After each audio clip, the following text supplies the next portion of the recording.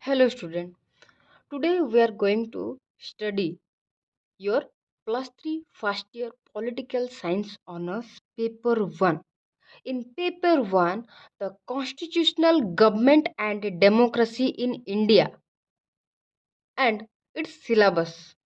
So let's discuss about its syllabus. Okay, the Constituent Assembly and the Constitution. In the Constituent Assembly and Constitution, we'll study about philosophy of the Constitution, the preamble, the feature of the Constitution, and then fundamental rights and directive principle. And then next, second unit is your organs of the government. What are the organs? That is your the legislative, executive, and the judiciary. So in legislative, what we will study? That is your parliament. We will study about parliament. In executive, we will study about president, prime minister, and in your judiciary, supreme court and other courts. And then your unit 3, federalism and decentralization.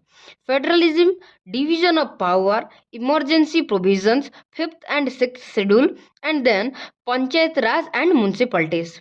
One by one we'll make videos on these topics. Hope you will like it and hope you will waiting for the video. Thank you.